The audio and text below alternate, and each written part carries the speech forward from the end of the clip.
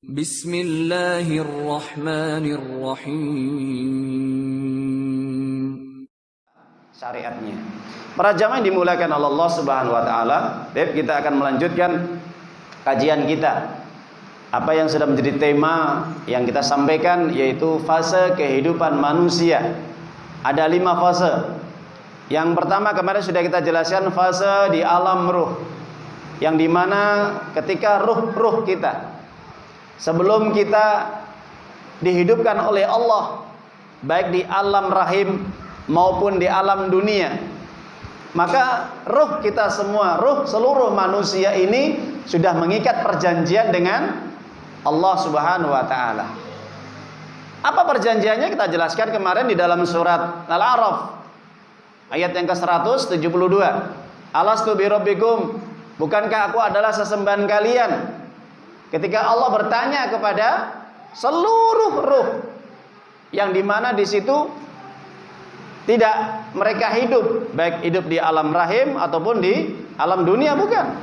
Mereka hidup sejak ketika Allah menciptakan alam semesta, menciptakan Nabi Adam, kemudian Allah mengusap punggung Nabi Adam alaihissalam keluar dari keturunan Nabi Adam alaihissalam. Maka semua keturunan dari Nabi Adam alaihissalam berupa ruh-ruh tadi dikumpulkan oleh Allah Subhanahu wa taala di suatu alam yang tidak ketahui kecuali hanya Allah Subhanahu wa taala. Maka ketika ditanya oleh Allah semua ruh dari keturunan Nabi Adam, mulai Nabi Adam alaihissalam, ya, mulai anaknya Nabi Adam sampai manusia yang hidup terakhir di akhir zaman di dunia ini, ditanya semuanya. Apa pertanyaannya? Yaitu diabadikan oleh Allah di dalam surat Al-A'raf 172. Alastu birabbikum qalu bala syahidana antakulu yaumal qiyamah antakunu yaumal qiyamah inakuna an hadza ghafilin. Semuanya menjawab para jamaah. Semua roh menjawab. Apa menjawabnya? Mengakui bahwa Allah adalah Rabb Esa. Ya, Allah itu adalah yang satu. Allah itu satu yang hanya diibadahi saja, tidak ada yang lain. Mereka mengakui semua keesaan Allah. Allah Maha Pencipta, Allah Maha Penguasa, Allah Maha yang menghidupkan, mematikan, memberikan rezeki. Semua mengakuinya. Tapi kenapa? Ketika di dunia mereka kafir, mereka munafik, mereka musyrik, atau mereka tetap beriman kepada Allah Subhanahu wa taala. Akan kita bahas nanti pada alam yang ketiga, yaitu alam dunia. Sekarang kita masuk dalam alam rahim. Jadi sebelum kita hidup di dunia ini para jamaah, Bapak Ibu, saudara-saudara kaum muslimin yang dirahmati Allah Subhanahu wa taala, semua manusia pasti dia akan mengalami proses kehidupan di alam rahim. Di mana? Kehidupan di rahim seorang ibu. Hal ini dijelaskan oleh Nabi SAW di dalam hadis Imam Bukhari Muslim. Dijelaskan riwayat dari sahabat Abdullah bin Mas'ud radhiyallahu an. Rasulullah SAW bersabda, "Inna ahadukum yajma'u khalqu fi batni ummi arba'ina yawma nutfah." Sesungguhnya kalian dikumpulkan dalam penciptaan di dalam perut ibu kalian itu selama proses 40 hari, di situ masih menjadi nutfah. Apa nutfah? Nutfah itu adalah proses masih menjadi sperma. Ya, air mani. Ini bukan hal yang tabu. Kita belajar tentang hukum Allah. Ini ayat Allah, ini hadis Nabi. Ya, kita jelaskan. Nutfah ini adalah sperma. Dalam proses selama arba'ina, nutfah ini berkumpul, bertemu dengan ovum. Yaitu apa? Sel telur. Bertemu sperma dengan ovum dalam kondisi nutfah. Nah itu. Kemudian Nabi melanjutkan kalimatnya, tsumma yakunu alaqah. Kemudian nutfah tadi dipertemukan oleh Allah dengan sel telur, sperma dengan ovum tadi, kemudian menjadi baterainya selesai.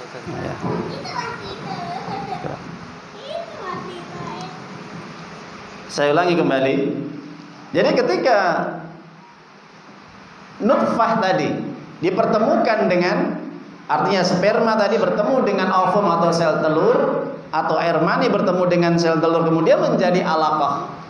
menjadi alaqah, yaitu segumpal darah.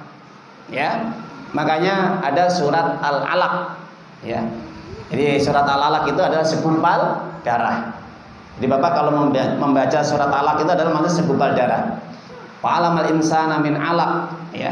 Jadi Allah wa khalaqal insana min alaq, Allah menciptakan manusia itu dari segumpal darah. Nah, kemudian 40 hari pemayakunu mudghah, segumpal darah, kemudian 40 hari menjadi segumpal daging. 40 hari nutfah, 40 hari alaqah, 40 hari mudghah, segumpal daging. Segumpal daging. Kemudian Nabi melanjutkan kalimatnya mislu dzalik, ya. Mislu dzalik. Kemudian wa yursalu ilail malak fa yufir ruh wa yu'maru bi arba'i kalimat bi katbi ajalihi wa rizqihi wa amali wa saqiyyun aw sa'idun. Kemudian Allah mengutus malaikat. Malaikat diutus oleh Allah untuk meniupkan ruh. Ketika janin tadi sudah berumur 120 hari.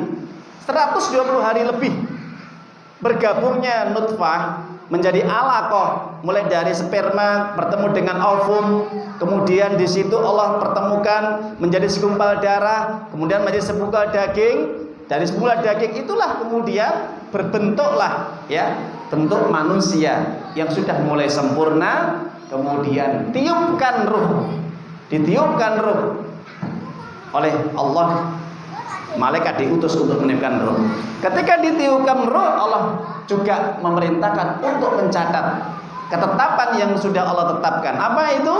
Ada 4. Yang pertama adalah rezekinya, kemudian ajalnya, kemudian amalnya, bahagia dan susahnya. Nah itu. Jadi para jamaah dirahmati Allah SWT, maka dari situlah proses kita. Sebelum kita hidup di dunia, maka kita sudah mulai, ya, untuk memulai kita hidup di dunia, kita startnya mulai hidup di alam rahim. Ada ruh 120 hari. Berapa bulan? 4 bulan. Maka secara hukum syariat, wanita ketika ditinggal oleh suaminya itu dia harus menunggu masa iddah selama 4 bulan 10 hari. Kenapa? Karena dari hikmah disitulah untuk menentukan apakah dia dalam kondisi hamil atau bersih. Jelas Pak Bu? Ya. Jadi wanita ketika meninggal suaminya ini, dia harus menunggu masa iddahnya 4 bulan 10 hari, tidak boleh menikah dengan siapapun. Untuk menentukan apakah dia ini punya janin, sedang hamil atau tidak. Maka dari situlah proses, sambil proses di situ adanya janin yang dimana ada ruh, di situ adalah 120 hari atau 4 bulan lebih. Kemudian Nabi melanjutkan, inna ahadukum la ya'malu bi amali ahlil jannah tsumma yakunu bainahu bainaha ila dirfasul alkitab fayamalu bi amali ahlin nar fayadkhuluha. Di antara kalian ketika saat di dalam rahim tadi sudah ada ruh, kemudian dia hidup di dunia, ada orang yang melakukan perbuatan amalan ahli surga, ahli surga ditetapkan, ya. Tapi catatan takdir menentukan di akhir kehidupannya dia melakukan amalan penduduk neraka. Padahal jarak antara takdir itu dengan amalan tadi itu hanya sehasta saja. Tapi dia akhiri kehidupan tadi dia melakukan penduduk ahli neraka, maka dia masuk neraka. Maka dia masuk neraka. Wa in ahadukum la ya'malu bi amali ahli nar tsumma yakunu baina illa dira fasbiqul kitab fa ya'malu bi amali ahli jannah fadkhuluha. Ada orang yang ditetapkan dia ini sebagai penduduk neraka. Sebelum dia meninggal dunia, dia sempat melakukan amalan penduduk surga. Padahal jarak antara takdir dengan amalan dia itu hanya sehasta. Dan dia melakukan perbuatan penduduk surga. Kurang sedikit saja, dia masuk surga. Jadi para jamaah yang dimulakan oleh Allah, yang menentukan masuk surga neraka adalah, ingat, akhir kehidupan kita.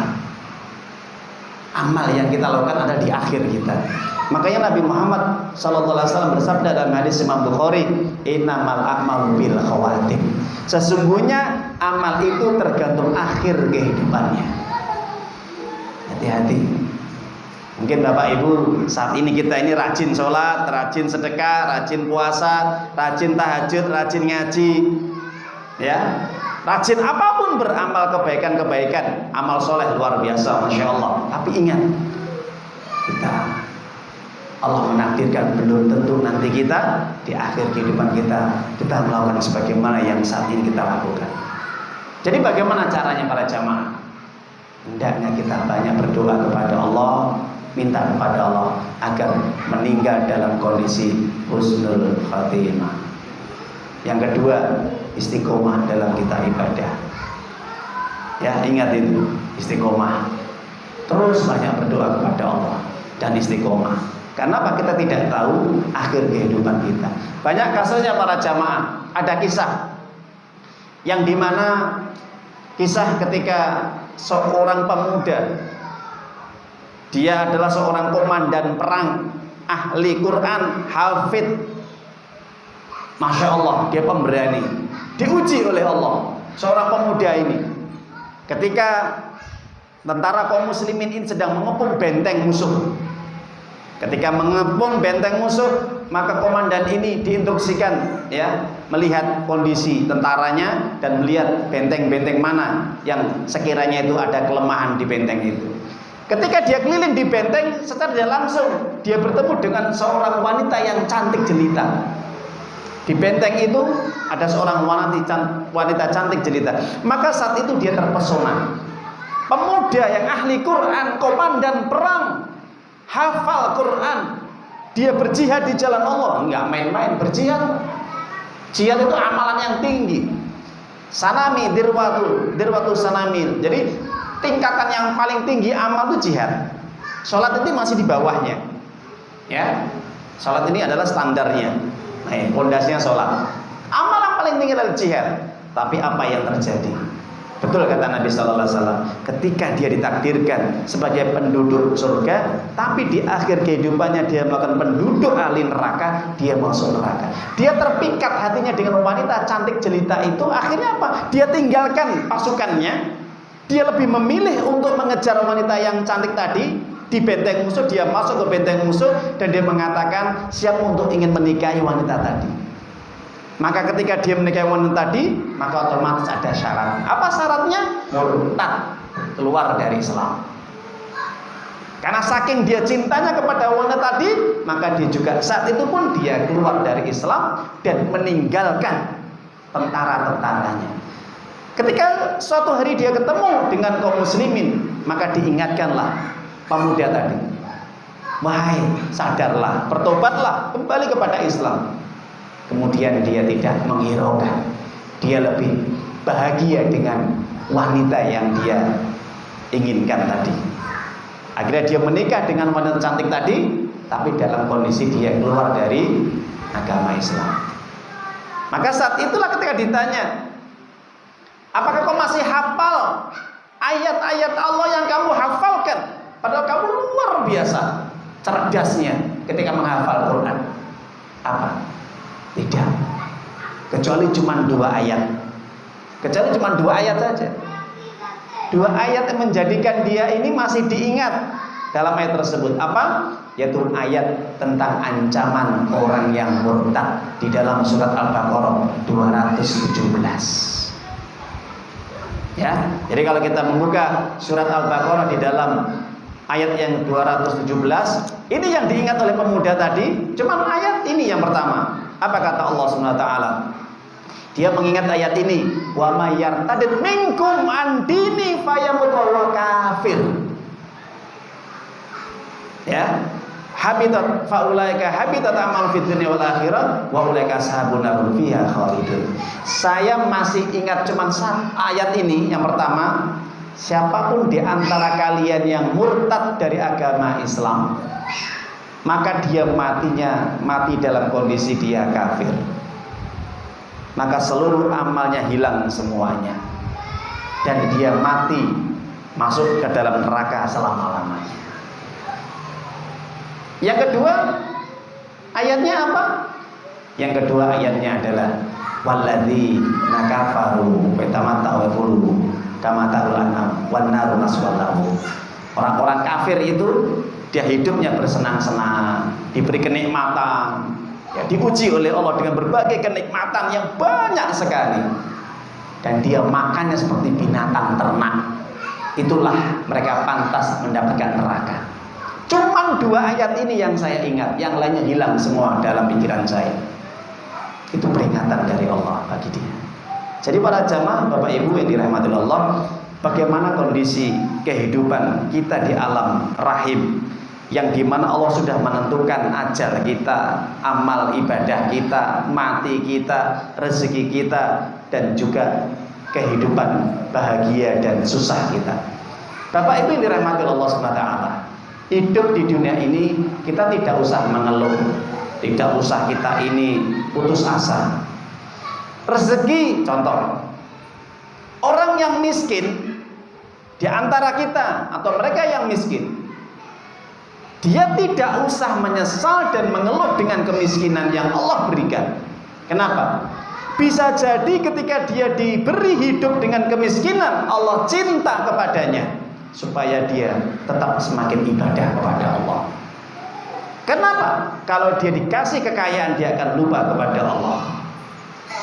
Sebaliknya, ketika ada orang dikasih kekayaan, dia tidak pernah miskin, jarang susah. Dia hidupnya bahagia karena kekayaan tadi. Tujuannya Allah memberikan harta supaya dia tetap takwa dan ibadah kepada Allah, mengingat Allah. Kenapa? Kalau dia dikasih kemiskinan, dia akan lupa kepada Allah Subhanahu wa taala. Jadi miskin kaya itu adalah takdir Allah. Makanya Nabi mengatakan, ittaqullah wa'azmil fit talab. Hendaknya kamu tetap takwa kepada Allah dimanapun engkau berada. Dan sederhanakanlah dalam mencari rezeki. Sederhana, ya. Kenapa? Fa inna insan lan tamut hatta tastawfi rizqaha. Karena seseorang tidak akan mati sampai rezekinya selesai. Bapak Ibu, kalau kita mati, itu tandanya sama Allah rezekinya sudah habis. Ya. Jadi orang kalau sudah meninggal dunia itu berarti menandakan rezekinya selesai. Jadi selesainya rezeki ini dibarengi dengan kematian kita. Sebelum kita mati, rezeki tetap masih Allah tetapkan. Apakah tinggal sekian, nah itu Allah yang tahu. Jadi nggak usah bingung. Makanya ada jamaah yang masih WA pada saya, Ustaz, kondisi saya ini susah. Mengeluh dia, WA saya ini mengeluh ini jamaah. Saya kirimkan surat Hud, ya, saya kirimkan di dalam surat Hud ayat 11, ayat berapa ya? Surat Hud, surat yang ke-11. Di situ Allah menyatakan di dalam ayatnya, wa ma min dabbatin fil ardi illa 'ala rizquha. Ya. Allah SWT menjelaskan di dalam ayat tersebut, di dalam surat Hud, tidak ada makhluk melata di muka bumi ini semuanya sudah ditanggung rezekinya oleh Allah Subhanahu wa taala. Ayat yang ke-6, surat yang 11. Tidak ada binatang melata, makhluk di dunia ini semuanya sudah ditanggung rezekinya. Jadi gak usah mengeluh. Udah, jalani hidup ini. Kerja, ya, cari duit semampunya. Usaha apa yang kita lakukan yang halal. Kita dapat rezeki sedikit banyak, syukuri ya saja. Ya, nggak usah mengeluh. Bapak Ibu nggak usah mengeluh. Jualan kok nggak laku-laku, nggak laris-laris, dapatnya untungnya sedikit, nggak usah mengeluh. Kenapa? Bisa jadi itu rasa cinta Allah kepada kita. Makanya Rasulullah SAW bersabda, "Mayuridillahu bisabbi." Kalau Allah mencintai seorang hamba, diuji dia. Jadi kalau kita diuji ekonomi, jangan mengeluh, bersandar kepada Allah, tawakal kepada Allah. Semakin tingkatkan ibadah kita kepada Allah. Jangan mengeluh di status. Hati-hati loh ya. Kalau sampai kita mengeluh di status sehingga orang membaca, naudzubillah min dzalik. Ini tanda orang-orang yang cepat nalarnya, cepat ya, dangkal pikirannya dan lemah imannya.